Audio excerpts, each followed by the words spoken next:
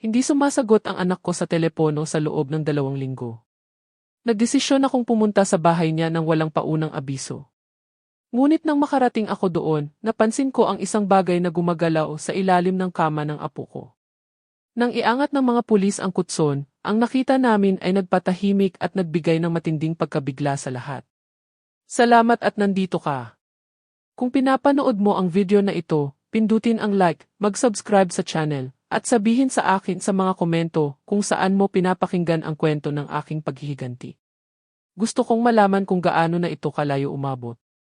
Naaalala ko pa rin ito ng perpekto. Noong mapait na araw na iyon, sumakay ako sa unang bus na patungo sa Maynila. Sa loob ng 3 oras na biyahe, hindi ako nagsalita ng isang salita. Ang aking mga mata ay nakapako sa bintana, at ang aking puso ay nakatali sa isang buhol. Sinabi ko sa sarili ko na kumalma, ngunit nanginginig ang aking mga kamay habang hawak ang tiket. Nang bumaba ako sa pangunahing terminal, dumidilim na. Mabilis akong naglakad patungo sa subdivision kung saan nakatira si Danilo, sa parehong landas na nilakaran ko ng 12-dosenang beses upang bisitahin siya at si Mateo, ang aking apo. Ngunit sa pagkakataong ito, ang bawat hakbang ay tila mabigat, na para bang naglalakad ako sa isang bangungot. Nakatayo sa harap ng pamilyar na kahoy na pinto, kumatok ako. Una, mahinahon, pagkatapos ay mahigit at mas maraming puwersa. Danilo! Mateo, sigaw ko, ngunit ang aking boses ay naputol sa malamig na hangin. Walang sumagot. Inilagay ko ang aking kamay sa doorknob upang subukan lang ang aking kapalaran. Ngunit nang bahagya kong pihitin ito, bumukas ang pinto. Ito ay naka-unlock. Ang aking puso ay nagsimulang tumibok ng 1,000 miles bawat oras. Hindi kailanman iniiwan ni Danilo ang pinto na naka-unlock. Palagi siyang maingat, lalo na kapag nasa bahay si Mateo. Tinulak ko ang pinto at pumasok, pinipigilan ang aking hininga na parabang ang pinakamaliit na ingay ay maaaring durugin ang lahat sa 1,000,000 piraso. Sa loob, ang scene na nakita ko ay nagpatigil sa akin. Ang sala ay magulo na parabang nagkaroon ng away. Ang sopa ay naitulak sa lugar na parabang may isang taong nagtulak nito sa galit. Sa sahig, isang mug ng kape ang basag sa libu-libong piraso. Ang puting porselana ng mga shard ay hinaluan ng isang maitim na tuyong mansa ng kape. Lumakad ako sa ibabaw nito, nanginginig ang aking mga binti, sinusubukan na huwag apakan ang salamin. Sa kusina, nakita ko ang jog ng water cooler na nakatagilid at maraming walang laman na water bottle ang gumugulong sa sahig, bukas na parabang may isang taong uminom nito nang may pagkadismaya. Ang amoy ng dampness at ang katahimikan ng bahay ay nagbigay ng ginao sa aking gulugod. Umakyat ako sa itaas, naramdaman ko na para akong mayroong humihila ng isang bato sa bawat hakbang. Ang aking puso ay tumitibok ng napakalakas kaya naririnig ko ito sa aking mga tainga. Binuksan ko ang pinto sa home office ni Danilo, walang laman. Ang kanyang silid-tulugan ay walang laman, din ang kama ay nakaayos pa rin, ngunit walang senyales ng buhay. Sa wakas, narating ko ang silid ni Mateo. Mateo, nasaan ka, mahal? Tawag ko, hoarse ang boses. Walang sumagot. Tumayo ako sa gitna ng silid, nakatingin sa kanyang mga laruan, ang mga Lego block, ang kanyang lumang teddy bear, at naramdaman ko na parang mababasag ang aking puso. Bigla, isang maliit na ingay ang nagmula sa ilalim ng kama. Isang tunog ng pagkaskas na parang isang plastik na bote na gumugulong sa kahoy na sahig. Natuod ako at isang ginaw ang tumakbo sa buong likod ko. Ang aking puso ay tumibok ng mas malakas pa, napakalakas kaya akala ko ay sasabog ito palabas ng aking dibdib. May isang bagay sa ilalim ng kama. Gusto kong yumuko at tumingin, ngunit ang aking mga paa ay parang nakadikit sa sahig. Umurong ako, hinawakan ang gilid ng isang mesa na may nanginginig na kamay upang hindi bumagsak. Mateo, tawag ko ulit. Ngunit ang katahimikan lamang ang sumagot sa akin, maliban sa maliit, malinaw na tunog na iyon na parang isang babala. Ang panik ang pumalit. Tumakbo ako palabas ng bahay, nanginginig ng labis ang aking mga kamay, kinailangan kong ideal ang numero ng pulisya ng 3 beses upang maging tama. Nawawala ang anak ko. 2 linggo na akong walang balita sa kanya. Halos sumigaw ako sa telepono, basag ang aking boses. May kakaibang ingay sa ilalim ng kama ng apo ko. Nautal ako, hindi sigurado kung ano ang sinasabi ko. Alam ko lang na kailangan ko ng isang tao na dumating at mabilis. Sa loob ng mas mababa sa 1-0 minuto, ang pula at asul na mga ilaw ng isang patrol car ay nagbigay liwanag sa bintana. Dinala ko ang 2 opisyal ng pulisya sa silid ni Mateo, at may nanginginig na daliri, itinuro ko ang kama. Doon sa ilalim, bulong ko, hindi naglakas loob na tumingin. Isang bata, matangkad na opisyal ang lumuhod at sinabi sa isang matatag na boses, mayroon bang sinuman sa ilalim dyan? Isang mabigat na katahimikan na napakakapal, kaya halos hindi ka makahinga ang pumuno sa silid. Pagkatapos, nang walang ibang salita, iangat ng 2 opisyal ang kama sa isang solong galaw. At doon ko siya nakita. Si Mateo, ang aking apo, nakakulong sa ilalim. Napakapayat niya, ang kanyang buhok ay matted sa pawis, at ang kanyang mga damit ay marumi, nagbibigay ng maasim na amoy. Mahigpit siyang nakahawak sa isang walang laman na water bottle. Malawak ang kanyang mga mata, walang ekspresyon, na para bang nakatingin siya sa isang mundo na hindi ko maabot. Tumayo ako roon, paralyzed, naramdaman ang pagtigil ng aking puso. Ang 2 opisyal ay nagulat din, hindi makapagsalita ng isang salita. Bumagsak ako sa aking mga tuhod, gustong yakapin siya, ngunit nanginginig ng labis ang aking mga kamay kaya hindi ako naglakas loob na hawakan siya. Mateo, anak ko, bumulong ako, bumabaha ang luha. Hindi siya sumagot. Nanatili lang siya roon, kumapit sa kanyang bote na para bang ito ang huling bagay na nagpapanatili sa kanya na buhay. Hindi ko alam kung ano ang nangyari, ngunit alam ko na ang bangungot na ito ay nagsisimula pa lamang. Ang pangalan ko ay Elena. Ako ay 61 taong gulang, at nakatira akong mag-isa sa isang maliit na lalawigan hindi kalayuan sa Maynila. Ang aking kwento ay nagsimula isang umaga sa huling bahagi ng Oktubre nang una kong napagtanto na nawawala si Danilo. Ito ay 2 walang hanggang linggo kung saan nabuhay ako nang may pagkabalisa na walang kasagutan. Ang unang araw ay tinawagan ko si Danilo upang tingnan kung kumusta siya, tulad ng palagi kong ginagawa. Nakaupo ako sa mesa ng kusina, hawak ang telepono, nakikinig sa pagring nito ng paulit-ulit hanggang sa mag-voicemail. Walang sagot. Nagpadala ako sa kanya ng isang mensahe, isang maikli. Okay ka ba, anak? Ngunit ang mensahe ay nanatili lang doon, hindi na i-deliver. Nagsimula akong makaramdam ng buhol sa aking tiyan na para bang may mali, ngunit sinabi ko sa sarili ko na baka abala siya, na namatay ang kanyang baterya o nasa isang lugar siya na walang signal.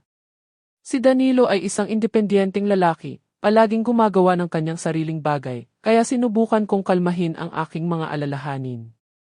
Ngunit sa mga sumunod na araw, lumaki ang pag-aalala na iyon na parang isang mabagal na apoy na nasusunog sa loob ko.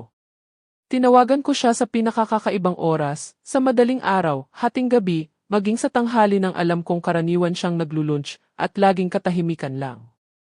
Nag-iwan ako sa kanya ng mga voicemail, nanginginig ang aking boses. Danilo, nasaan ka? Tawagan mo ako, pakiusap. Nag-aalala ako. Ngunit sila, din, ay nawala sa kawalan ng walang senyales na narinig niya ang mga ito. Nagsimula akong mag-isip ng pinakamasama. Hindi si Danilo ang uri na basta na lang mawawala ng hindi nagsasabi ng kahit ano. Palagi niya akong tinatawagan bawat linggo, sinasabi sa akin ang tungkol sa kanyang trabaho. Tungkol kay Mateo, ang aking apo, tungkol sa normal na mga araw ng isang ama at kanyang anak. Ang katahimikan na ito ay hindi katulad niya. Sa ika-5 araw, hindi ko na kinaya. Kinain na ako ng pagkabalisa. Sinubukan kong tawagan ang kanyang landline, umaasa na marinig ang kanyang boses, o kahit man lang kay Mateo, ang 8 taong gulang na bata na hindi tumitigil sa pagkwento sa akin tungkol sa paaralan. Ngunit narinig ko lamang ang telepono na nagriring at nagriring sa isang walang laman na bahay hanggang sa ibaba ko. Binuksan ko ang messaging app na ginagamit ng mga bata at nagsulat kay Mateo. Mahal, nasaan ka? Tawagan mo si Lola. Ang mensahe ay naipadala, ngunit ang read receipt ay hindi kailanman lumitaw. Naramdaman ko ang paglubog ng aking puso. Bata pa si Mateo, ngunit alam niya kung paano gumamit ng telepono, at mahal na mahal niya ang kanyang lola. Palagi siyang sumasagot sa sandaling makakita siya ng mensahe mula sa akin. Nagsimula akong tawagan ang mga kaibigan at kasamahan ni Danilo. Lahat sila ay nagulat, nag-aalangan ang kanilang mga boses. Hindi ko nakita si Danilo buong linggo, sabi sa akin ng isang kasamahan. Akala ko nagbabakasyon siya. Isang malapit na kaibigan niya ang nagsabi, ang huling beses na nag-usap kami ay noong nakaraang buwan. Sinabi sa akin ni Danilo na abala siya sa trabaho. Walang sinuman ang nakakaalam ng higit pa. Habang mas nagtatanong ako, mas naramdaman ko na para akong nawala sa isang kawalan na walang kasagutan. Hindi si Danilo ang basta na lang mawawala ng walang abiso. Siya ay isang dedikadong ama, isang mapagmahal na anak. May dapat na nangyari. Sa ika-negatibo 1-0 araw, hindi ko na kinaya ang paghihintay. Hinalughog ko ang mga kapitbahay na nakatira malapit sa bahay ni Danilo, tinatawagan ang lahat ng mayroon akong numero. Bumuntong hininga sila sa kabilang dulo ng linya, puno ng awa ang kanilang mga boses. Isang matandang babae na nakatira sa tapat ng bahay ni Danilo, si Aling Rosa, ang nagsabi sa akin na noong nakaraang linggo sa gabi ng bagyo, nakita niya ang isang ilaw sa bahay ni Danilo na biglang bumukas at pagkatapos ay namatay. Akala ko binuksan lang ng bata ang ilaw upang matulog, sabi niya, ngunit nanginginig ang kanyang boses na parabang naramdaman din niya na may mali. Ang kanyang mga salita ay sumaksak sa aking puso na parang isang kutsilyo. Ang gabi ng bagyo. Isang ilaw na bumukas at namatay. May malaking mali. Sigurado ako rito. 2 linggo ang lumipas at ang lahat ng aking pagsisikap ay walang kabuluhan. Hindi isang mensahe, hindi isang tawag, hindi isang senyales. Hindi ako makatulog. Ginugol ko ang aking mga gabi na nakatingin sa kisame, iniisip ang lahat. Nagkaroon ba si Danilo ng aksidente? Dinukot ba siya? O gusto lang niyang umalis sa isang lugar? Ngunit hindi kailanman iiwan ni Danilo si Mateo. Siya ang kanyang buong mundo. At si Mateo, ang aking apo, nasaan siya? Habang mas nag-iisip ako, mas hindi ako makahinga. Hindi ako maaaring tumayo lang ng 1 pang minuto. Nagdesisyon akong pumunta sa bahay ni Danilo. At ang nakita ko ay lalo lamang nagpalaki sa aking pagkabalisa. Ngayon, nakaupo ako sa madilim na liwanag ng silid ng ospital. Mahigpit na nakahawak ang aking mga kamay sa gilid ng upuan na parabang ang pagbitaw ay magpapabagsak sa buong mundo. Si Mateo ay nakahiga sa kama, ang kanyang maliit na katawan ay halos nawawala sa puting mga kumot. Isang opisyal ng pulisya ang nagdala sa kanyang mga bisig mula sa malamig na bahay na iyon, at ako, na parang isang anino na walang kaluluwa, ay tumakbo pagkatapos nila. Nanginginig ang aking mga kamay nang hawakan ko siya, gustong yakapin siya, ngunit natatakot na pisilin ng masyadong mahigpit, natatakot na baka masaktan ko siya. Hindi nag-react si Mateo. Hindi isang kurap, hindi isang buntong hininga. Ang kanyang maliliit na kamay ay mahigpit na nakahawak sa walang laman na water bottle na parabang ito ang huling bagay na nagpapatibay sa kanya sa buhay na ito. Ang patrol car ay bumili sa madilim na mga kalye ng syudad, ang tunog ng siren ay umalinggaw-gaw sa gabi. Umupo ako sa tabi ni Mateo, winawagaywayan siya ng isang piraso ng papel na nakita ko sa bahay habang marahan kong tinatapik ang kanyang likod. Mateo, nandito si Lola, bumulong ako ng may sirang boses. Ngunit ang bata ay nanatili na parang isang buhay na estatwa, malawak ang kanyang mga mata, nakatingin sa kawalan. Nagtataka ako kung ano ang nangyari sa aking apo at kay Danilo. Ang trash na bahay na iyon, ang walang laman na water bottle, at ang ingay sa ilalim ng kama. Ito ay parang isang bangungot na hindi ako makagising. Sa ospital, nagmadali ang mga doktor at nurse na ipasok si Mateo sa emergency room kaagad.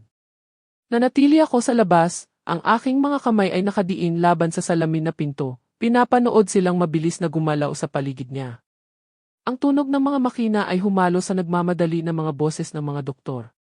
Walang panlabas na pinsala, malubhang malnutrisyon, matinding dehydration, mga senyales ng psikolohikal na trauma. Ang bawat salita ay parang isang saksak sa puso. Psikolohikal na trauma. Ang aking 8 taong gulang na apo, ang batang iyon na laging nakangiti na parang sikat ng araw sa umaga, ngayon ay naroon, napakapayat, na parang isang tuyong dahon na maaaring tangayin anumang sandali. Maya-maya, pinapasok ako ng doktor. Si Mateo ay naka-eve na, isang manipis na tubo ang nakakonekta sa kanyang payat na braso. Ang kanyang mga mata ay nakabukas pa rin, ngunit hindi sila nakatingin sa akin, kundi sa isang malayo na lugar, isang lugar na hindi ko maabot. Kinuha ko ang kanyang malamig na maliit na kamay at tinawag ang kanyang pangalan. Mateo, ako ito, si Lola. Gumising ka. Pakiusap, magsalita ka. Ngunit hindi sumagot ang bata. hindi man lang siya kumurap. Umupo ako sa tabi niya sa kama at ang mga luha ay nagsimulang tumulo. Naalala ko ang mga araw na maliit pa si Mateo, kung kailan siya tumakbo sa aking bakuran, tumatawa ng malakas at humiling sa akin na sabihin sa kanya ang mga kwento tungkol noong bata pa ako sa lalawigan. Ngayon, nawala ang ngiti na iyon at sa lugar nito ay isang nakakatakot na katahimikan na para bang ikinulong ng aking apo ang kanyang kaluluwa. Dumating din ang pulisya sa ospital kasama ang kanilang mga notebook at tanong. Isang bata, seryoso na opisyal ang umupo sa tabi ko. Ma'am, maaari mo ba kaming sabihan kung kailan ang huling beses na nakipag-ugnayan kayo kay Ginoong Danilo? Umiling ako, may bukol sa aking lalamunan. 2 linggo na, sabi ko nang may nanginginig na boses. Tinawagan ko siya. Nagpadala ako sa kanya ng mga mensahe. Ginawa ko ang lahat, ngunit wala. Hindi kailanman gagawin ni Danilo ang ganito. Palagi niya akong tinatawagan kahit 1 beses sa 1 linggo. Ang opisyal ay nagtala ng mga note, tumango at pagkatapos ay bumaling upang tanungin ang doktor tungkol sa kondisyon ni Mateo. Nag-usap sila ng mahina. Ang biktima ay walang life-threatening injuries, ngunit siya ay nasa isang estado ng matinding post-traumatic shock. Sa pagdinig ng mga salitang iyon, naramdaman ko na para akong mayroong bato na dumudurog sa aking dibdib. Post-traumatic shock. Ano ang kinailangan na pagdaanan ni Mateo upang maging ganito? Gusto kong humingi ng mga sagot, ngunit ang opisyal ay nagtala lang ng mga note at sinabi sa akin, nagbubukas kami ng kaso ng nawawalang tao. Maaari ka bang sumama sa amin sa precinct upang magbigay ng isang buong pahayag? Umiling ako, halos nagmamakaawa, hayaan mo akong manatili sa aking apo. Hindi ko siya maiiwan ng mag-isa ngayon. Tumango sila, sumasang-ayon, ngunit ang kanilang mga mata ay puno ng pag-aalala, na para bang naramdaman din nila ang madilim na anino na nakabitin sa aking pamilya. Nang gabing iyon, umupo ako sa tabi ng kama, pinapanood si Mateo na nanginginig habang natutulog. Mahigpit siyang nakahawak sa walang laman na water bottle, kahit sa kanyang pagtulog, na para bang natatakot siya na baka may kumuha nito mula sa kanya. Tumulo ang pawis sa kanyang noo, binabasa ang unan. Paminsan-minsan, siya ay biglang magigising, malawak ang kanyang mga mata sa takot, ngunit wala siyang sasabihin. Titingnan lang ako ng may walang laman na tingin. Pinunasan ko ang kanyang noo ng isang maliit na tuwalya, nanginginig ang aking kamay. Nandito si Lola kasama mo, bumulong ako, kahit na alam kong hindi niya ako naririnig. Dumating ang doktor upang tingnan siya, isang middle-aged na babae na may mabait na tingin. Inilagay niya ang kanyang kamay sa aking balikat at sinabi ng mahina, "Ma'am, kailangan ng oras ng bata." Dumaan siya sa isang malaking shock. "Magpasensya ka. Makikita mo." Sasabihin niya sa amin kung ano ang nangyari. Tumango ako, ngunit sa loob ay naramdaman ko ang isang kakilakilabot na kabigatan. Pagpasensya? Paano ako magiging matyaga kung nawawala pa rin si Danilo, kung si Mateo ay narito na parang isang anino ng kanyang dating sarili? Ginugol ko ang buong gabi na nakaupo doon, hawak ang kamay ni Mateo, nakikinig sa kanyang mahinang paghinga. Naalala ko ang huling beses na nakipag-usap ako kay Danilo sa telepono. Ang kanyang boses ay tila pagod, ngunit sinubukan pa rin niyang tumawa. "Ma, okay lang ako. Medyo mabigat lang ang trabaho." Hindi ko napagtanto kung gaano ito kabigat. Hindi ako nagtanong pa. Ngayon ay sinisisi ko ang sarili ko. Kung mas nagbigay pansin ako, kung mas maaga akong tumawag, magiging iba ba ang mga bagay? 2 araw ang lumipas, at hindi ako umalis sa tabi ni Mateo, na para bang ang pag-alis ng aking mga mata sa kanya, sa 1 segundo ay magpapawala sa kanya. Si Mateo ay naroon pa rin, maliit at marupok, ang kanyang payat na mga kamay ay yakap ang isang teddy bear na ibinigay sa kanya ng isang nurse. Sinubukan ko siyang pakainin ng kaunting sabaw, kutsara sa kutsara, dinadala ito sa kanyang bibig, umaasa na may kakainin siya. "Kumain ka, Mateo, mahal, upang lumakas ka at makauwi ka kay Lola," bumulong ako, nanginginig ang aking boses. Ngunit ang bata ay halos lunukin lang ang isang pares ng kutsara, pagkatapos ay isinara ang kanyang bibig, ang kanyang tingin ay nakapako sa kisam. Ang bawat gabi ay pareho. Si Mateo ay may mga bangungot. Minsan siya ay biglang upo sa kama, bukas ang kanyang bibig na para bang sinusubukang sumigaw, ngunit walang tunog ang lumalabas. Niyakap ko siya, inugoy siya, at kinanta sa kanya ang lulabi na kinanta ko kay Danilo noong bata pa siya.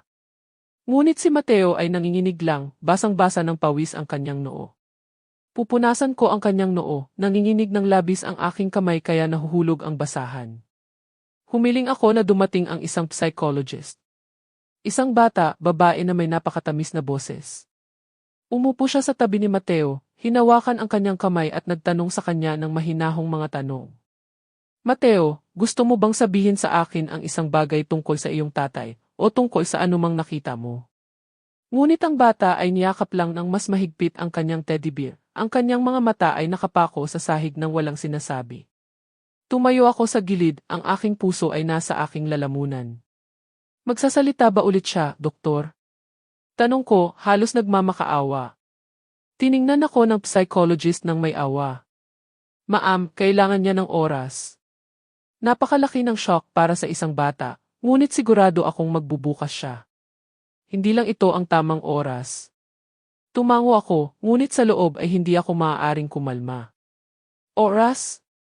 Hindi ko alam kung gaano pa katagal ang natitira sa akin upang maghintay, nawawala si Danilo, at ang bawat araw na lumilipas ay isang pagpapahirap ng pagkabalisa at sakit. Sa umaga ng ikatlong araw, nililinis ko ang mukha ni Mateo, marahang pinupunasan ng isang basang tela ang kanyang payat na pisngi. Sinubukan kong umiti at nagsimulang magkwento sa kanya ng isang lumang kwento tungkol kay Danilo, tungkol noong bata pa siya at sinira ang isa sa aking mga vase at sinubukan itong itape ulit. Ang tatay mo ay napakabiro, Mateo, sabi ko ng mahina. Ngunit mas mahal ka niya kaysa sa anumang bagay sa mundo. Hindi sumagot si Mateo, ngunit nakita ko ang kanyang maliliit na daliri na pinisil ang teddy bear na para bang kumakapit siya sa isang bagay.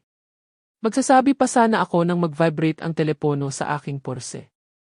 Ang color gray ay nagpakita ng precinct ng pulisya. Ang aking puso ay tumibo. Isang masamang pakiramdam ang bumalot sa akin. Sinagot ko, nanginginig ng labis ang aking kamay kaya halos mahulog ko ang telepono. Ang boses ng detective sa kabilang dulo ay seryoso, ibang-iba sa kanyang karaniwang kalmado na pag-ugali. Ginang Elena, kailangan kong ihanda mo ang iyong sarili. Gumamit lang kami ng luminol upang muling suriin ang bahay ni Ginoong Danilo at nakakita kami ng isang napakalaking dami ng dugo sa sala. Nanginig ang aking mga tainga na parabang biglang natahimik ang mundo. Ang basahan sa aking kamay ay nahulog sa sahig. Hindi ko maramdaman ang sarili kong mga kamay. Dugo, ulit ko, basag ang aking boses. Nagpatuloy ang detective at ang bawat salita ay parang isang kutsilyo sa aking puso. Malamang na humaharap tayo sa isang homicide. Ang crime scene ay cordoned off, nakabinbin ang mga resulta ng ihi. Halos hindi ko napoproseso ang kanyang sinasabi, hindi lubos na naiintindihan ang kanyang mga salita. Pagkatapos ay hinila ng mahigpit ni Mateo ang aking manggas. Lumingon ako at nakita ang kanyang pula, puno ng luha ng mga mata na parabang narinig niya ang lahat. At pagkatapos ng napakaraming araw ng katahimikan, umiyak si Mateo, isang nakakapanghina na pag-iyak na sumira sa katahimikan ng silid ng ospital. Patay na si tatay. Sigaw niya, mahina ang kanyang boses, ngunit puno ng sakit, na para bang ang kanyang buong mundo ay gumuhulang. Bumagsak ako sa upuan, niyakap siya ng buong lakas habang bumababa ang luha sa aking pisngi. Hindi, Mateo. Hindi ganyan, sabi ko sa kanya. Ngunit hindi ko rin pinaniwalaan ang sarili kong mga salita. Ang kanyang ilang salita ay parang isang martilyo sa aking puso. Ang pag-iyak ni Mateo ay narinig sa telepono at mabilis na sinabi ng detective, "Ma'am, kumalma ka. Papunta na kami sa ospital ngayon upang kumuha ng isang paunang pahayag. Pakiusap huwag kang umalis dyan." Hindi ako sumagot. Niyakap ko lang ng mas mahigpit si Mateo, hinahayaan ang aking mga luha na bumasa sa kanyang mga damit. Nagmadali ang mga nurse at doktor, tiyak na inalerto ng pag-iyak. Isang bata, nurse ang lumuhod at naglagay ng kanyang kamay sa aking balikat. Ginang Elena, manatiling kalmado. Hayaan mo kaming alagaan ang bata. Ngunit umiling ako, hinawakan ng mas mahigpit si Mateo. Hindi, kailangan kong manatili dito kasama niya, sabi ko, nasasakal ang aking boses. Hindi ko siya maiiwan. Hindi ko siya maiiwan ng mag-isa sa sandaling ito. Hindi pagkatapos na sinabi niya lang ang mga kakilakilabot na salita na iyon. Tiningnan ng doktor si Mateo at binigyan siya ng banayad na sedative upang pakalmahin siya. Dahan-dahan siyang tumigil sa pag-iyak, ngunit ang kanyang mga mata ay nanatiling pula, nakatingin sa akin ng maisakit na hindi ko mapapawi. Hinimas ko ang kanyang buhok, bumubulong, nandito si Lola, Mateo. Hindi ako aalis sa kahit saan. Ngunit sa loob, naramdaman ko na parang nahuhulog ako sa isang kalaliman. Kung si Danilo ay talagang, hindi ko naglakas loob na tapusin ang pag-iisip. Naalala ko ang huling beses na nakita ko ang aking anak nang bumisita siya sa akin sa aking bayan, nagdadala sa akin ng bibingka na mahal ko. Ma, mag-ingat ka, okay, sabi niya nang may maningning na ngiti. Ngayon, ang ngiti na iyon ay parang isang malayo na alaala, nabura ng mga salita ng detective at ang pag-iyak ni Mateo. Isang oras ang lumipas mula nang tumawag ang detective tungkol sa dugo sa bahay ni Danilo, at ngayon ay nasa ospital sila na may recorder at isang notebook. Isang bata, matangkad, at payat na opisyal ng pulisya ang umupo sa tabi ng kama at sinabi sa isang mahina, ngunit maingat na boses, Mateo, maaari mo ba kaming sabihan ni Lola mo kung ano ang nangyari? Naramdaman ko si Mateo na nanginginig sa aking mga bisig, ang kanyang payat na maliit na balikat ay tensing up. Yumuko siya, mahigpit na nakahawak sa teddy bear sa kanyang mga kamay, na para bang kumakapit siya sa isang bagay upang hindi lumubog. Hinimas ko ang kanyang buhok at bumulong, okay lang, Mateo. Sabihin mo lang sa amin. Nandito si Lola sa tabi mo. Sinubukan kong gawing kalmado ang aking boses, ngunit sa loob ay naramdaman ko na para akong nasa gilid ng isang talampas. Natatakot ako sa sasabihin niya, ngunit sa parehong oras, kailangan kong malaman ang katotohanan, gaano man ito kasakit. Pagkatapos ng ilang minuto ng katahimikan, bahagyang tumango si Mateo, isang galaw na napakaliit na nakasira sa aking puso.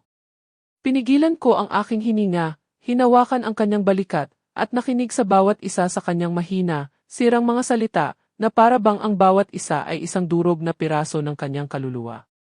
Noong gabing iyon, umuulan ng napakalakas. Nagsimula si Mateo, nanginginig ang kanyang boses, halos pabulong. Naglalaro ako ng mga Lego ko sa aking silid, nagtatayo ng isang napakataas na tore na sinabi ni tatay na pinakamaganda. At pagkatapos ay nagring ang doorbell ng maraming beses. Huminto si Mateo, nakatingin sa kanyang oso, pinisil ito ng mas mahigpit. Naging mausisa ako at pumunta ako upang tingnan. Si tatay ay nasa pinto, nakatingin sa peephole, at ang kanyang mukha ay napaka-tense. Hindi ko siya kailanman nakita ng ganoon.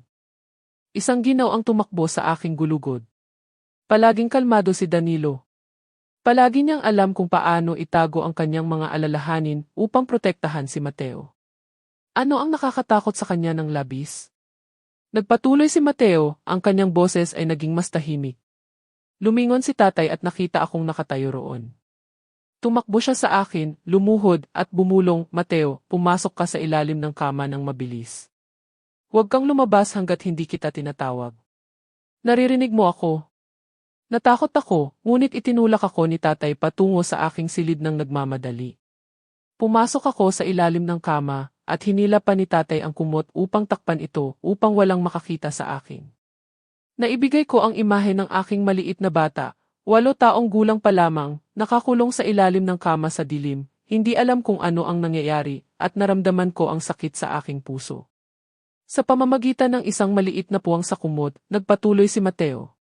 Nakita ko ang aking mama na pumasok kasama ang isang napakatangkad na lalaki. Ang mukha ng lalaking iyon ay napakalamig.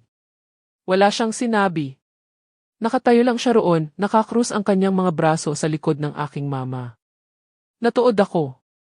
Si Hasmain, ang ex-wife ni Danilo, ang mama ni Mateo. Hindi ko naisip na babalik siya, o sa halip na hindi siya maaaring bumalik pagkatapos ng lahat ng nangyari. Nanginginig si Mateo at nagbasag ang kanyang boses. Tumingin ang mama ko sa paligid ng silid at nagtanong na saan si Mateo. Natakot ako ng labis. Akala ko mahahanap niya ako, ngunit sinabi sa kanya ni tatay sa isang kalmado na boses, pumunta siya sa lola niya nang magsimula ang alam kong nagsisinungaling si tatay, ngunit hindi ako naglakas loob na gumalaw. Naramdaman ko ang mainit na luha na dumadaloy sa aking pisngi. Ang opisyal ng pulisya ay hindi tumigil sa pagsulat, seryoso ang kanyang ekspresyon, ngunit nakita ko ang kanyang kamay na huminto sandali nang nagpatuloy si Mateo. Pagkatapos ay nagsimulang sumigaw ang mama ko sa kanya. Humihingi siya kay tatay ng pera. May sinabi siya tungkol sa isang utang na kailangang bayaran ni tatay kung ayaw niya ng problema. Ngunit umiling si tatay at hindi siya binigyan ng pera. Sinabi niya sa kanya na too far na ang ginawa niya, na sapat na ang abala niya. Ang pagdinig nito ay sumira sa aking kaluluwa. Sinubukan ni Danilo na tumakas mula sa anino ni Jasmine.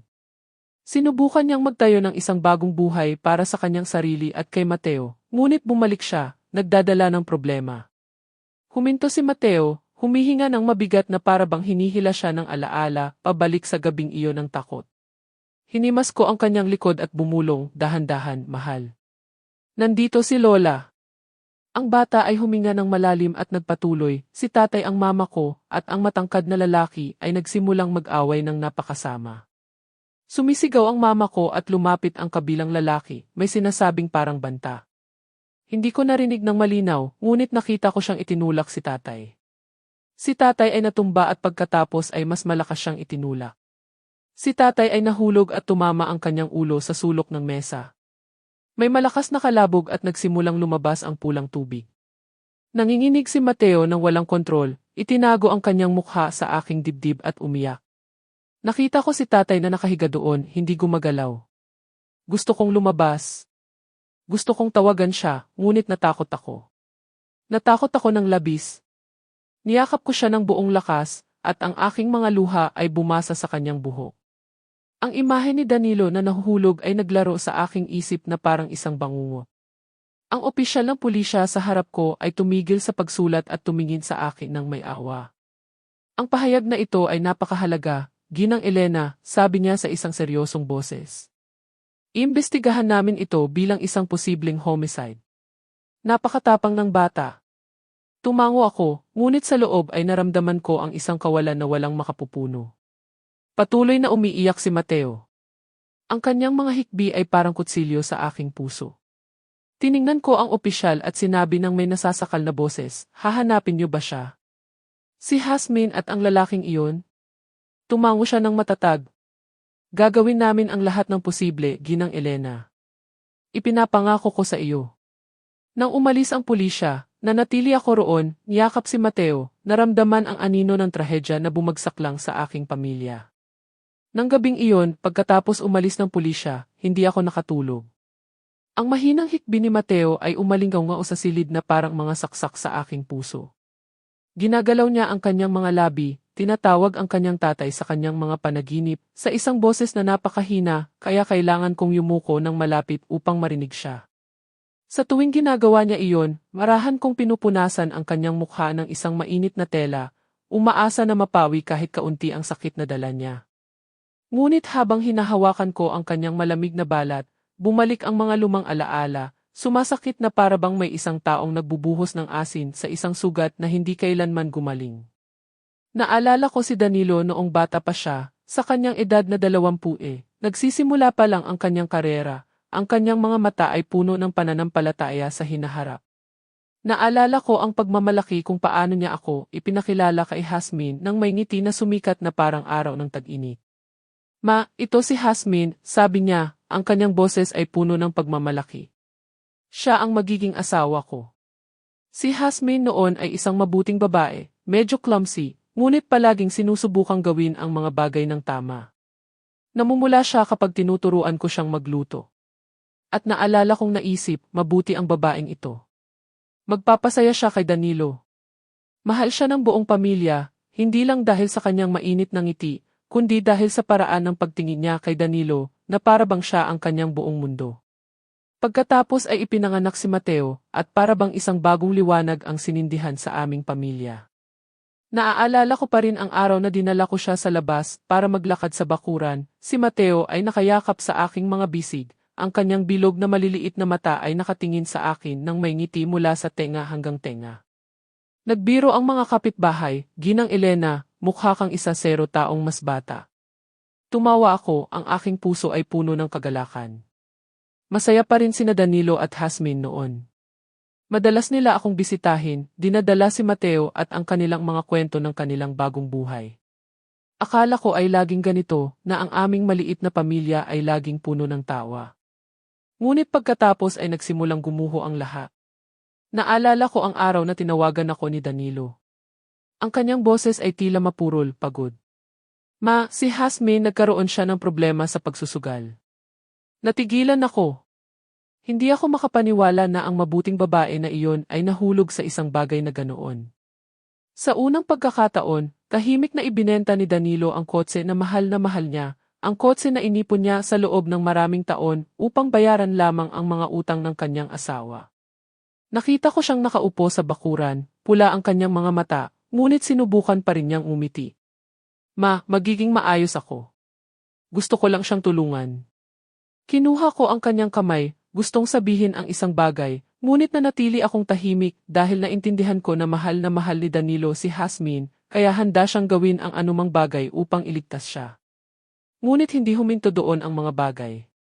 Ang pangalawang beses, nang kumatok ang mga maniningil ng utang sa aking pinto, nagbabanta dahil hindi makabayad si Hasmin, kinailangan kong kunin ang lahat ng aking ipon. Ito ang pera na inipon ko para sa aking katandaan, ngunit hindi ako nag-alinlangan. Gusto ko lang protektahan ang aking pamilya. Ma, humihingi ako ng paumanhin. Sinabi sa akin ni Danilo ng gabing iyon. Nasasakal ang kanyang boses. Hindi ko akalain na aabot sa puntong ito ang mga bagay. Niyakap ko siya at sinabi sa kanya na huwag mag-alala, na ang pamilya ay para sa pagsuporta sa isa't isa. Ngunit sa loob, nagsimula akong matakot. Hindi na si Hasmin ang mabuting babae na dati. Ang bawat araw na lumipas, mas nagbago siya. Si Hasmin ay naging iritable, may kakayahang bumasag ng mga plato dahil sa pinakamaliit na bagay. Naalala ko minsan na bumisita ako at nakita ko si Mateo na nakakulong sa isang sulok, pula ang kanyang mga mata dahil sinigawan siya ng kanyang mama dahil lang sa pagtapon ng isang baso ng gatas. Si Hasmin ay sumisigaw doon. Kasing clumsy ka lang ng tatay mo. Tumakbo ako at hinila si Mateo palayo, sinusubukang pakalmahin siya, ngunit tumawa lang siya ng mapait. Anak ko siya. Alam ko kung paano siya palakihin. Ang mga salitang iyon ay parang isang saksak sa aking puso. Hindi karapat-dapat si Mateo na tiisin ang mga fits ng galit na iyon. Tiningnan ko si Danilo at nakita ko siyang consume.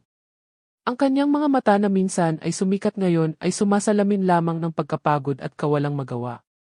Maraming gabi na tinawagan ako ni Danilo, nagbubuntong hininga ng mailuha. Ma, hindi ko na kaya, sasabihin niya sa akin, nanginginig ang kanyang boses. Hindi si Hasmin ang babaeng inibig ko. Natatakot ako na baka saktan niya si Mateo.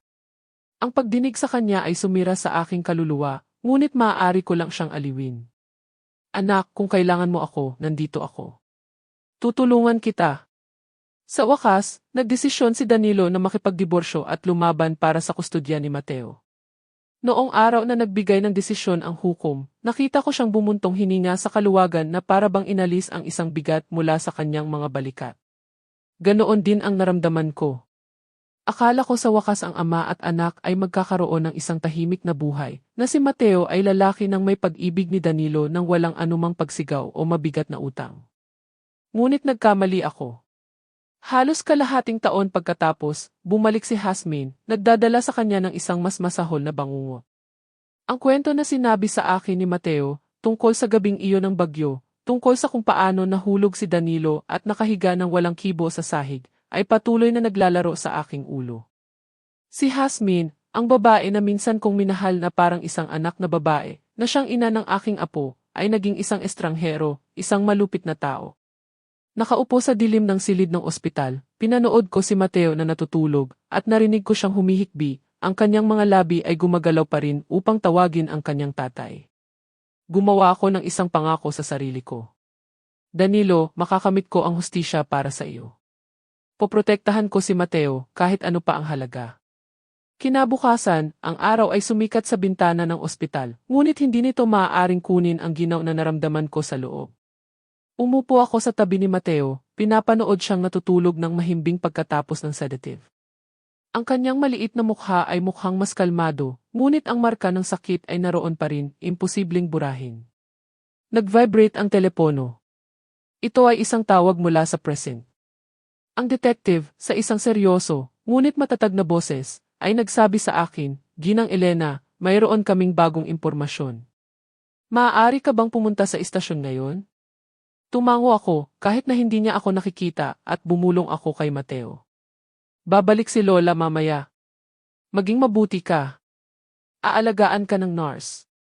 Ipinagkatiwala ko ang aking apo sa bata, nurse na nakilala ko sa nakalipas na mga araw, at nagmadali akong lumabas ng ospital, magulo ang aking isip. Sa daan patungo sa precinct, nasa bus ako, nakatingin sa bintana, ngunit walang nakikita kundi ang imahe ni Danilo na nahuhulog sa kwento ni Mateo. Mahigpit kong hinawakan ang aking shawl sa aking mga kamay, sinusubukang pigilan ang luha. Nang pumasok ako sa briefing room sa precinct, ang lead detective, isang middle-aged na lalaki na may matalas na tingin, ay naghihintay na sa akin. Naglatag siya ng isang malaking mapa sa mesa at itinuro ang ilang pulang dot na minarkahan sa paligid ng bahay ni Danilo. Mayroon kaming bagong lead, sabi niya, may tiwala ang kanyang boses. Na-record ng security camera ng isang kapitbahay ang isang kahina-hinalang truck sa gabi ng bagyo. Pinigilan ko ang aking hininga, ang aking puso ay tumibok habang pinapatugtog niya ang video sa screen.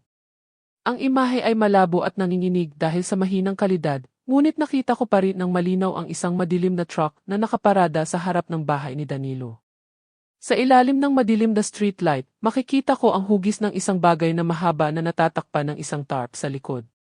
Pagkaraan ng ilang minuto, umalis ang truck na ito. Nagpatuloy ang detective, itinuro ang isa pang video.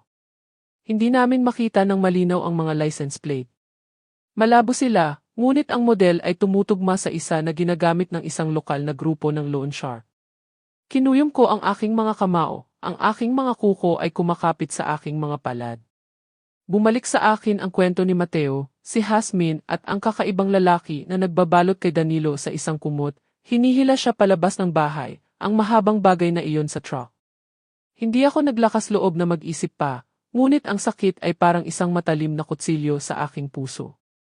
Isang bata, opisyal ang nakatayo sa tabi niya at nagdagdag, na-check na namin ang mga recording mula sa kalapit na mga traffic camera. Lumilitaw ang truck sa isang peres ng mga punto, ngunit pagkatapos ay nawawala ang trail nito sa labas. Nakikipag-ugnayan na kami sa mga patrol upang hanapin ito. Tumango ako, ngunit naramdaman ko na umiikot ang aking ulo. Sigurado ba kayo na may kinalaman ang truck na iyon? Tanong ko, nanginginig ang aking boses. Tiningnan ako ng detective, puno ng determinasyon ang kanyang mga mata. Ito ay circumstantial evidence, ngunit napakahalaga, Ginang Elena. Hindi namin hahayaan na mawala ang anumang lead. Naramdaman ko ang isang kislap ng pag-asa, ngunit sa parehong oras, ang takot sa kung ano ang maaari nilang makita ay nag-iwan sa akin na walang hininga. Pagkatapos ng pulong, iminungkahi ng detective na bumalik ako kasama nila sa bahay ni Danilo. Nag-alinlangan ako. Ayaw kong harapin ang lugar na iyon ulit, ngunit alam kong hindi ako makakatakas. Nang dumating kami, ang dilaw na police tape ay humaharang pa rin sa pinto, isang paalala ng bangungot na naganap.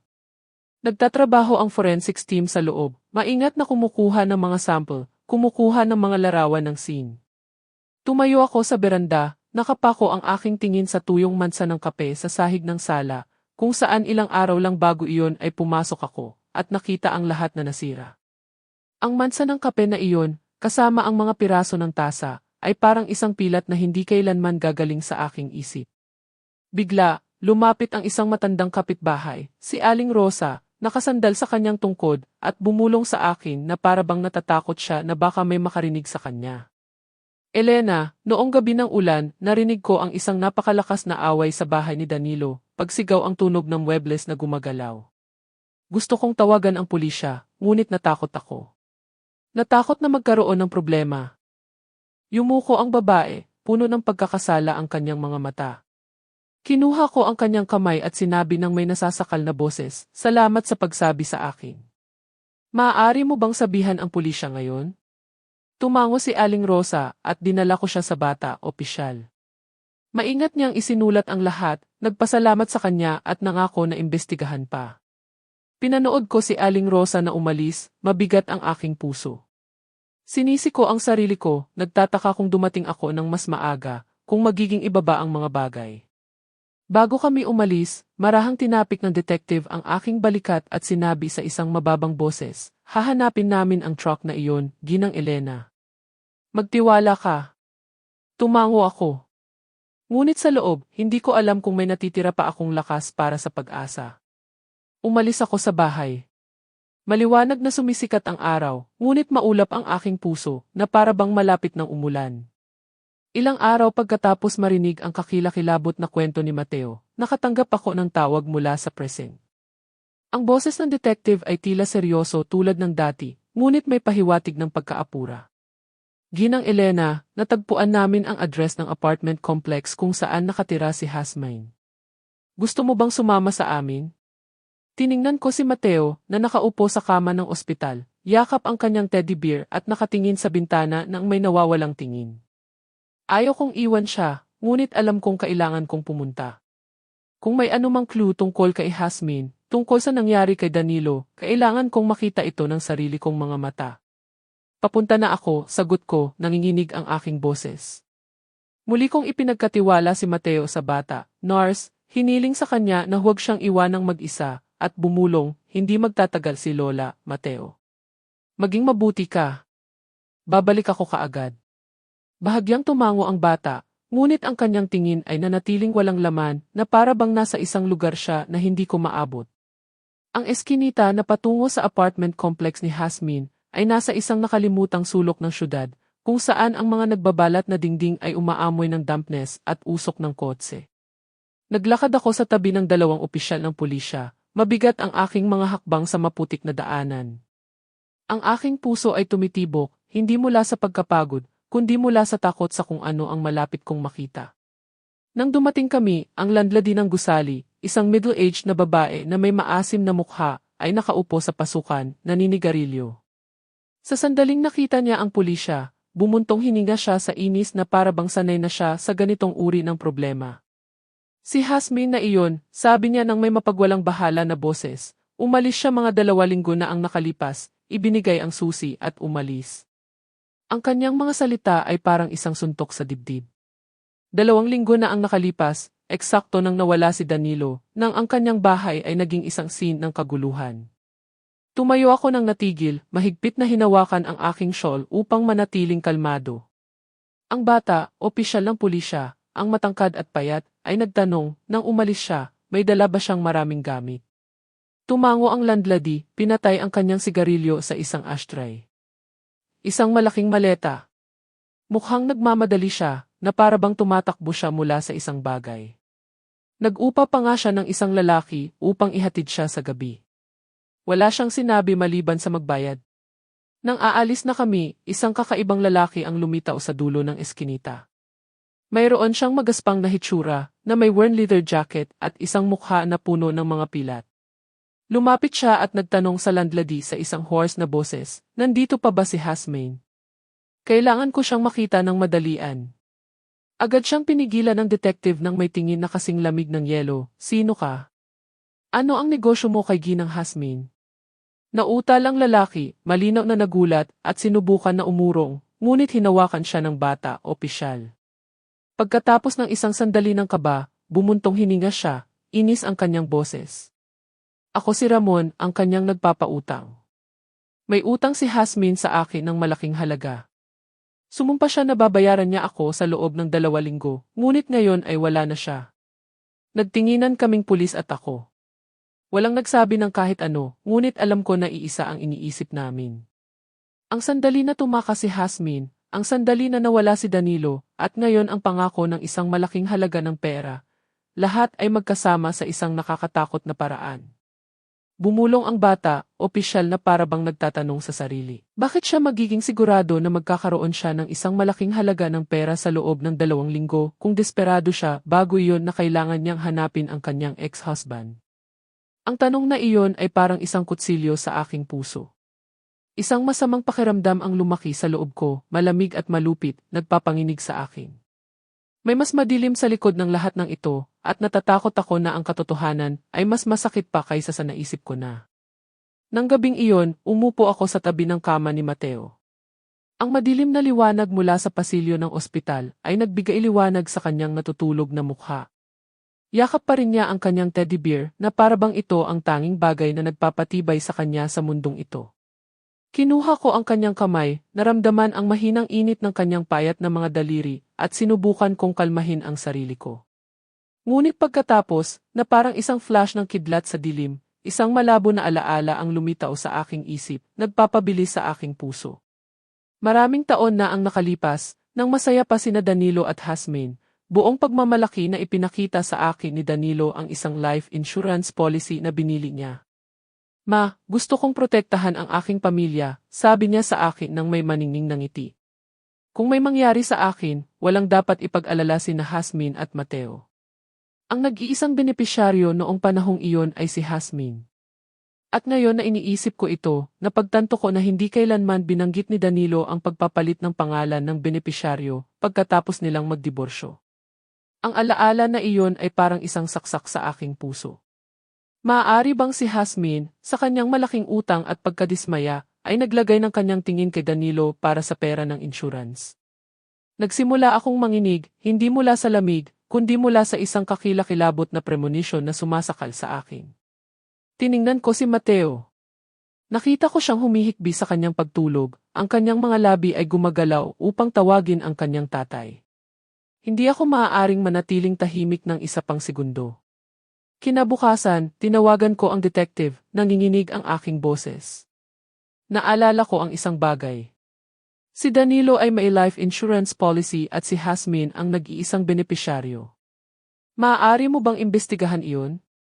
Tumahimik siya sandali at pagkatapos ay sumagot, "Salamat, Ginang Elena. Iyan ay maaaring maging isang kilid. Pupunta kami sa bahay ni Ginoong Danilo ngayon." Ipinagkatiwala ko si Mateo sa nurse, hiniling sa kanya na huwag siyang iwanang mag-isa, at pumunta ako kasama ang pulisya sa bahay ni Danilo. Nang pumasok kami, ang dilaw na tape ay nasa pinto pa rin, isang paalala ng bangungot. Ang forensics team ay umalis na, iniwan ang bahay na malamig at tahimik. Dinala ako ng detective at ng isang bata, opisyal sa study ni Danilo, kung saan inayos niya ang kanyang mga papel.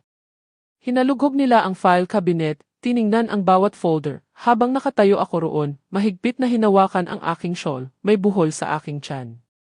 Pagkatapos ng higit sa isang oras, ang bata, opisyal ay sumigaw, nakita ko. Hawak niya ang isang asul na folder na nakabukas. Sinuri niya ito at ipinasa ito sa detective.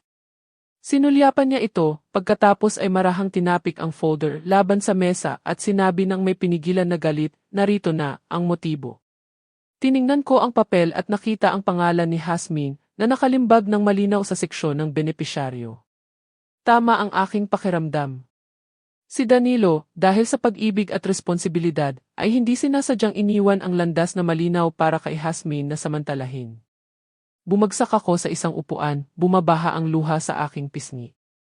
Bakit hindi mo ito pinalitan, Danilo? Bumulong ako, nasasakal ang aking boses, bakit mo binigyan siya ng pagkakataon? Naglagay ang detective ng isang kamay sa aking balikat at sinabi ng seryoso, Ginang Elena, kung namatay si Danilo sa isang aksidente, matatanggap ni Hasmin ang lahat ng pera ng insurance.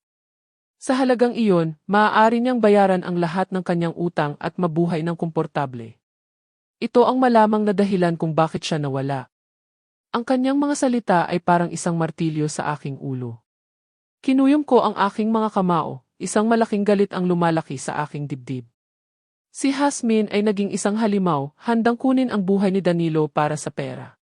Naalala ko ang kanyang mukha noong bata pa siya, nang humiti siya ng masaya sa tabi ni Danilo, at nagtaka ako kung ano ang nagpabago sa kanya ng labis. Ambisyon, pagkadismaya, o siya ba ay isang tao lamang na nawala ang sarili? Nang hapong iyon, nang bumalik ako sa ospital, nagring ulit ang telepono. Ito ay ang detective. Ang kanyang boses ay tila mas apurahan. Ginang Elena, nakatanggap kami ng balita mula sa investigation team. Nakakita sila ng isang inabandonang frozen goods warehouse sa labas, isang lugar na ginagamit ng grupo ng loan shark para sa kanilang mga iligal na aktibidad. Nagpadala na kami ng isang special team doon. Naramdaman ko ang pagtibok ng aking puso na parang isang war drum. Ano ang hinala mo? Tanong ko, nanginginig ang aking boses. Nag-alinlangan siya. Hindi kami sigurado, ngunit posibleng makahanap kami ng ilang clue tungkol kay Ginoong Danilo. Umupo ako sa tabi ng kama ni Mateo. Ang aking mga kamay ay nanginginig ng labis kaya hindi ako makahawak ng isang baso ng tubig. Nang gabing iyon, nang tulog na si Mateo, nagring ulit ang telepono. Sinagot ko, nanginginig ng labis ang aking kamay kaya halos mahulog ko ito.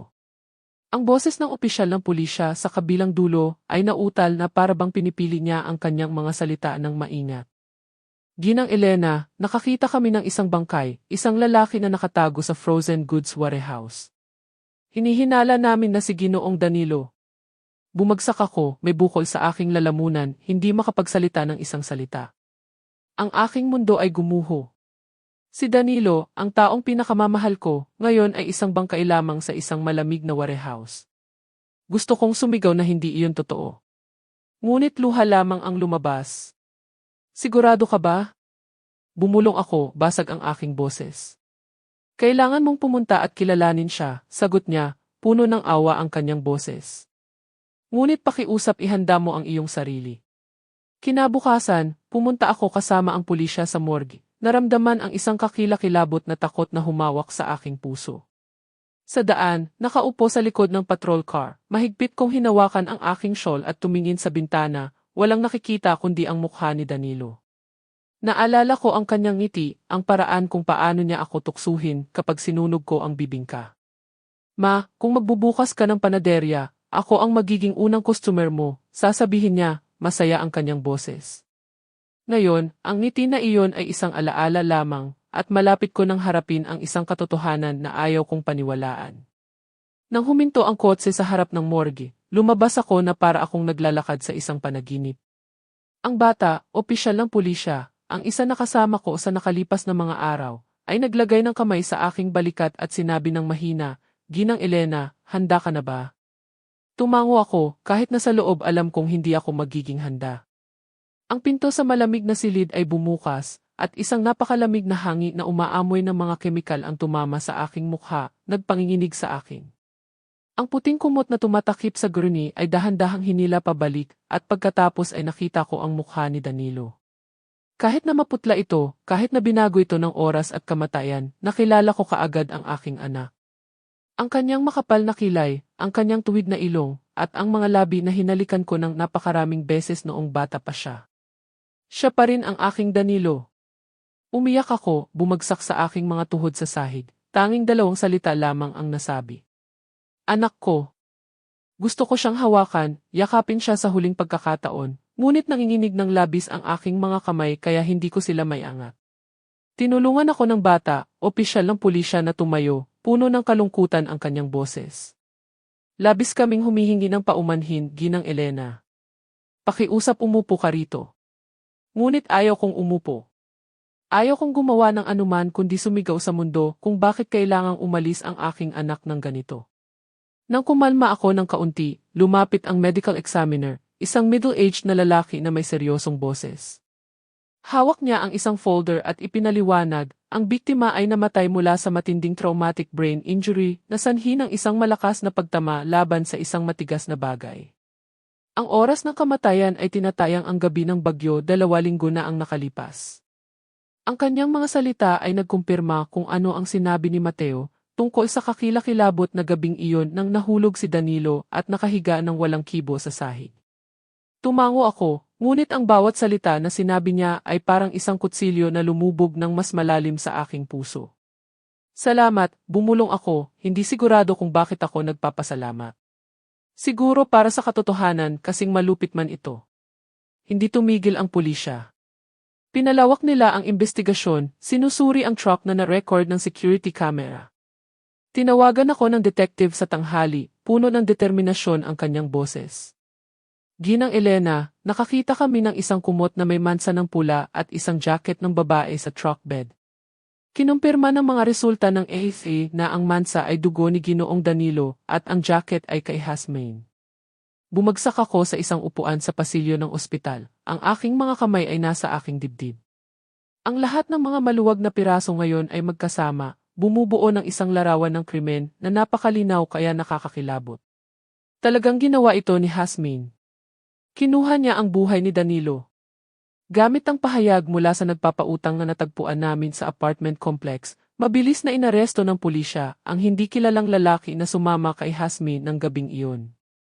Inanyayahan nila ako sa precinct upang panoorin ang interogasyon mula sa labas sa pamamagitan ng isang one-way mirror. Ang lalaki na may magaspang na hitsura ay sa simula ay tinanggihan ang lahat, umungol. Wala akong alam. Sumama lang ako sa kanya. Ngunit nang ipakita sa kanya ng pulisya ang ebidensya, ang jacket ni Hasmin at ang kumot na natagpuan sa truck, namutla ang kanyang mukha at nagsimula siyang pawisan. Sinabi sa kanya ng detective sa isang matalas na boses, "Sa tingin mo hindi namin alam? Tinulungan mo siyang itago ang bangkay, magsalita ka kung ayaw mong maging mas masahol pa ang iyong sentensya." Sa wakas, upang makakuha ng isang deal, inamin niya kung saan nagtatago si Hasmin. Isang inabandonang bahay sa labas ng syudad kung saan siya nakatago. Tumayo ako sa labas ng interrogation room, mahigpit na hinawakan ang aking shawl, naramdaman ang pag-ikot ng mundo. Si Hasmin, ang babae na minsan ay naghapunan kasama ang aking pamilya, na tumawa kasama si Mateo, ngayon ay isang fugitive na may dalang krimen sa kanyang mga balikat. Naalala ko ang huling beses na nakita ko siya bago sila nagdiborsyo ni Danilo. Tiningnan niya ako ng may malamig na mga mata. "Huwag kang makialam, Elena. Ito ay sa pagitan namin ni Danilo." Sinubukan kong pigilan siya. Sinubukan kong sabihin sa kanya na kailangan ni Mateo ang kanyang ina, ngunit tumawa lang siya ng mapait. Ngayon, bumalik sa aking isip ang tawa na iyon na parang isang babala na binaliwala ko. Ilang araw pagkatapos makilala ang bangkay ni Danilo, nakatanggap ako ng balita na inaresto ng pulisya si Hasmin. Nahuli nila siya sa isang maliit na coffee shop na sinusubukang pekehin ang mga dokumento upang tumakas sa syudad. Tinawagan ako ng detective. Ang kanyang boses ay mahina ngunit matatag. "Ginang Elena, hawak na namin siya. Gusto mo bang pumunta sa precinct?" Nag-alinlangan ako, nakatingin kay Mateo, na nagdodrawing sa kama ng ospital, yakap pa rin ang kanyang teddy bear.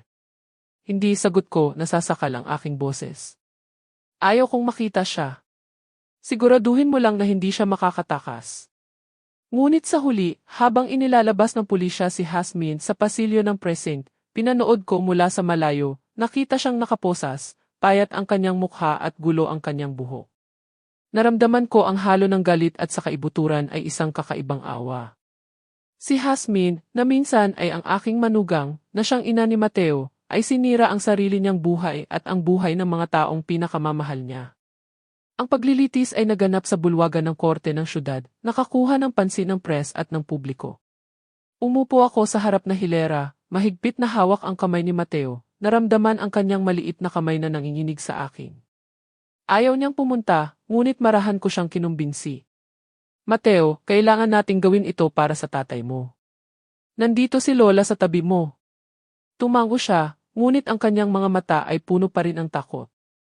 Ang bulwagan ng korte ay siksikan.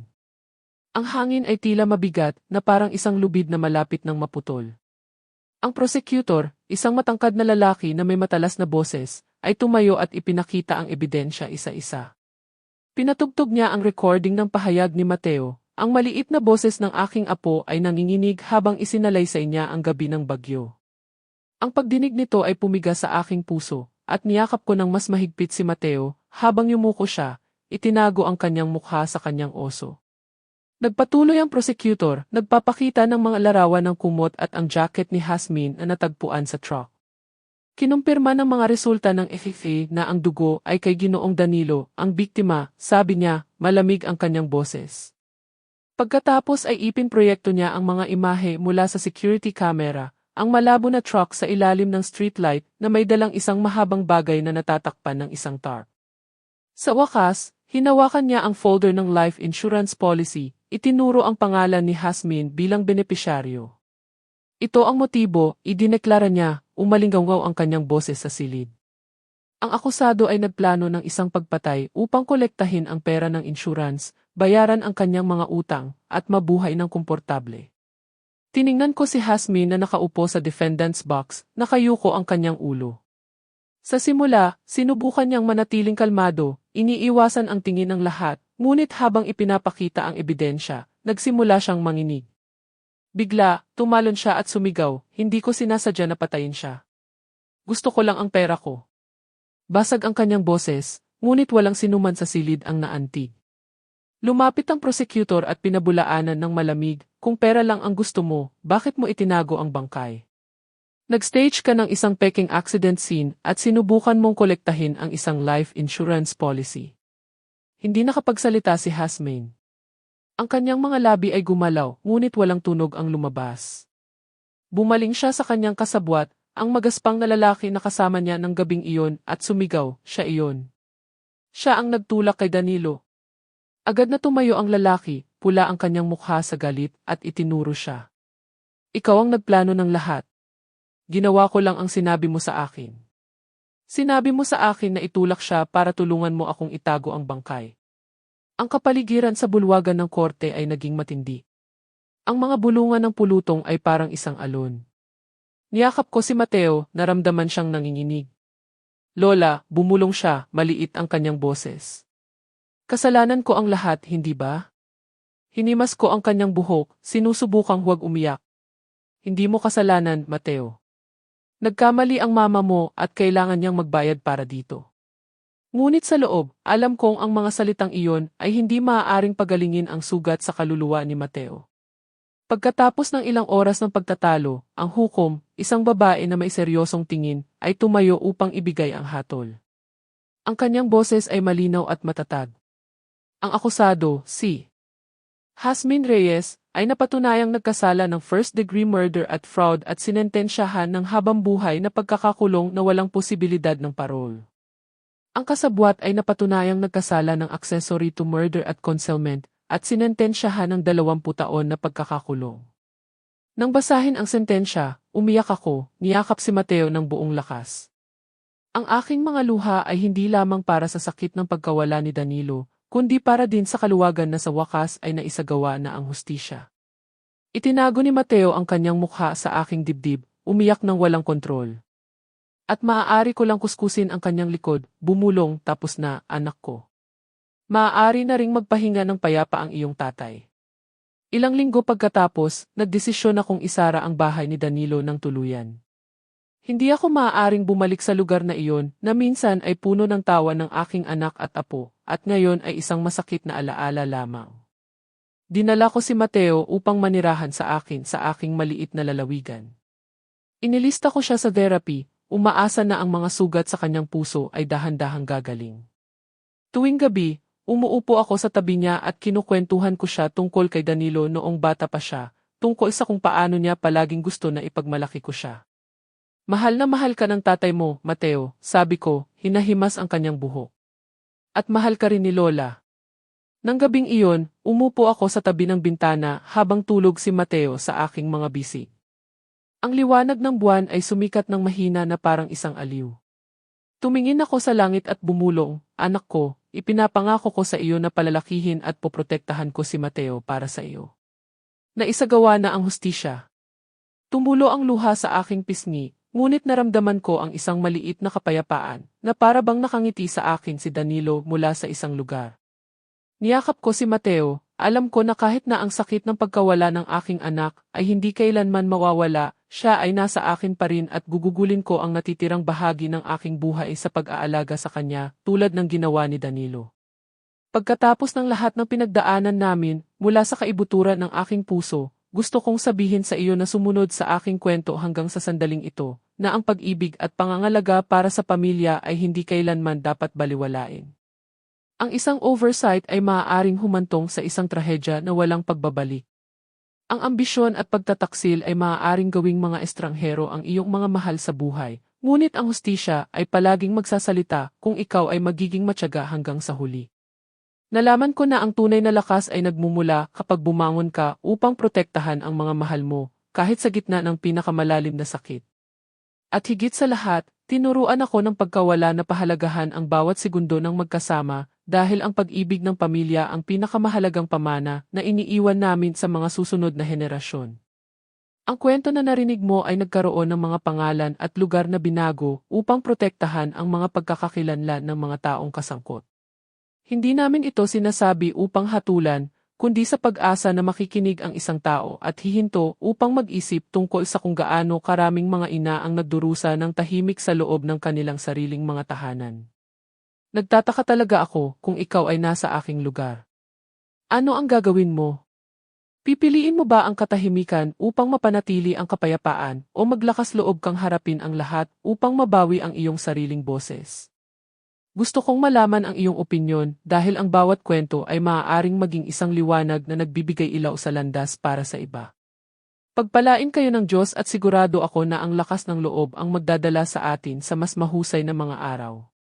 Sa ngayon sa end screen, iiwan ko sa iyo ang dalawa sa mga paboritong kwento ng channel. Tinitiyak ko sa iyo na magugulat ka. Salamat sa pananatili sa akin hanggang sa sandaling ito.